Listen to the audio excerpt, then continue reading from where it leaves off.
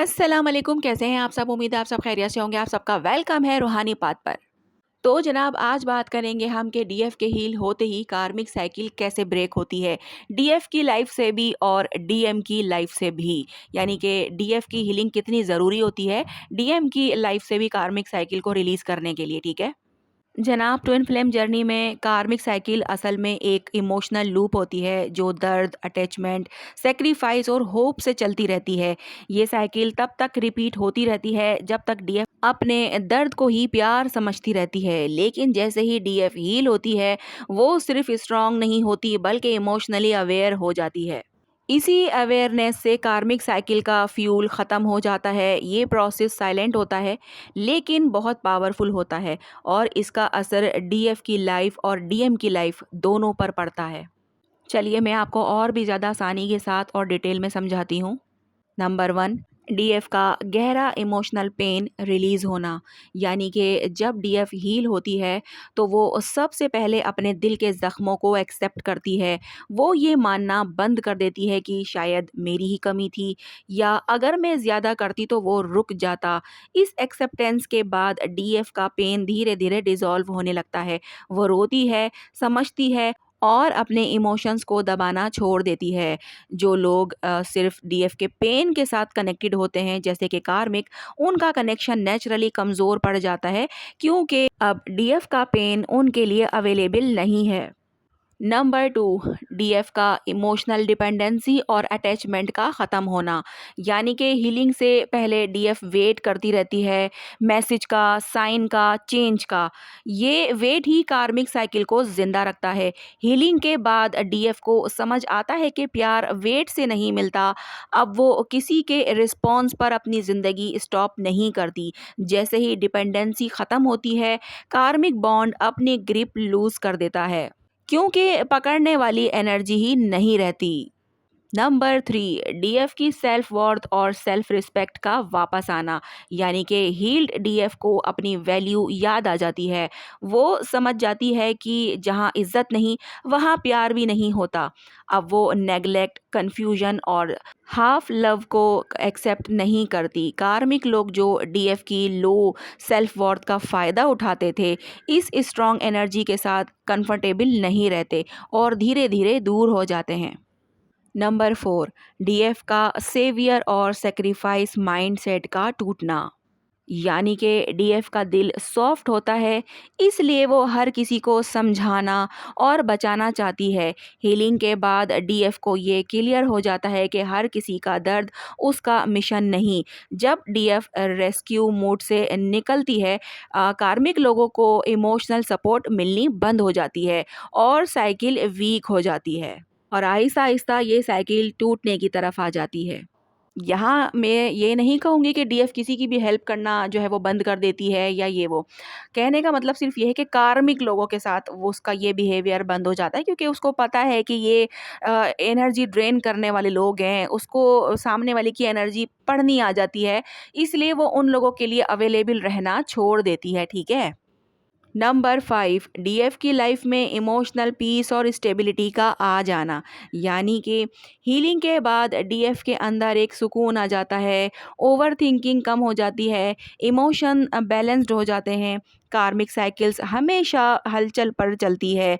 जब हलचल ही नहीं रहती तो कार्मिक सिचुएशन को चलने के लिए जगह नहीं मिलती।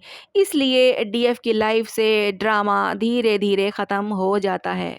नंबर 6, डीएम को डीएफ की एनर्जी का अचानक विड्रॉ होना।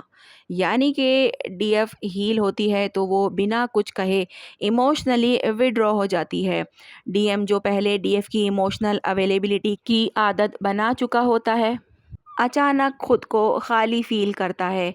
ये एम्प्टीनेस डीएम के लिए बहुत पेनफुल होती है क्योंकि अब वो किसी और के ज़रिए भी इस गैप को फिल नहीं कर पाता। नंबर 7, डीएम की कार्मिक रिलेशनशिप में सफोकेशन और बेचैनी बढ़ना।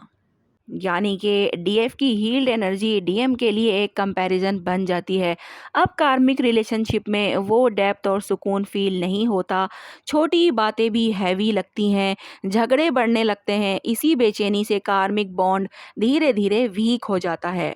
और डीएम जो है वो धीरे-धीरे इमोशनली डिटैच हो जाता है अपने उस कार्मिक रिलेशनशिप से। नंबर 8, डीएम का अपनी इमोशनल रनिंग और फ़ियर से सामना।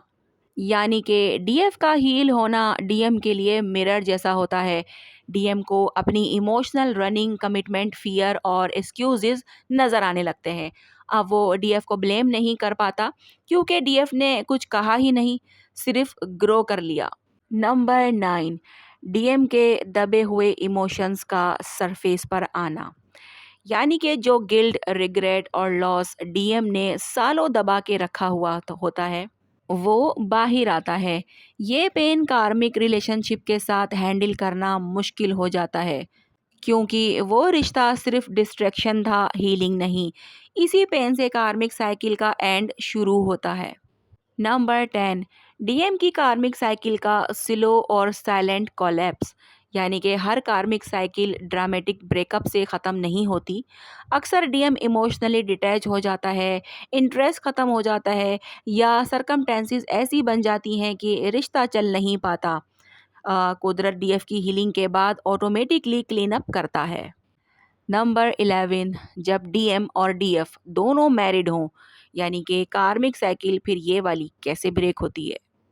इस सिचुएशन में साइकिल ब्रेक होना बाहर का डिसीजन नहीं, अंदर के डिटैचमेंट से होता है। हील्ड डीएफ फैंटेसी, कंपैरिजन और इमोशनल चीटिंग से निकल आती है।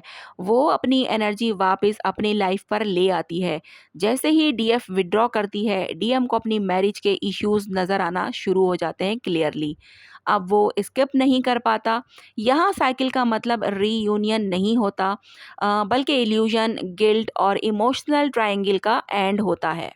ठीक है जनाब, तो बात आई समझ में। डीएफ की हीलिंग का मतलब है अंदर से आज़ाद होना, और जब डीएफ आज़ाद होती है उसकी लाइफ से कार्मिक लोग नेचुरली निकल जाते हैं। डीएम की लाइफ में कार्मिक रिश्ते सस्टेन नहीं कर पाते, चाहे सिचुएशन सिंगल हो या मैरिड। हीलिंग झूठ को ख़त्म करती है, घर नहीं तोड़ती। और जहाँ झूठ ख़त्म हो जाए वहाँ कार्मिक साइकिल का रहना मुमकिन नहीं होता। यानी कि डीएफ की हीलिंग डीएम के कार्मिक रिश्ते से भी पर्दा हटाती है, चाहे वो मैरिड है अगर कार्मिक से, तो भी उसे समझ में आता है कि यहाँ मुझे सुकून नहीं है, यहाँ पर मुझे सैटिस्फैक्शन नहीं है। मैं अब तक जो है वो इल्यूज़न में था, या फिर मैं समझ रहा था कि ये बहुत अच्छा मैंने फ़ैसला लिया है, जो भी, तो वो सारी चीज़ें उसकी क्लियर हो जाती हैं डीएफ की हीलिंग से।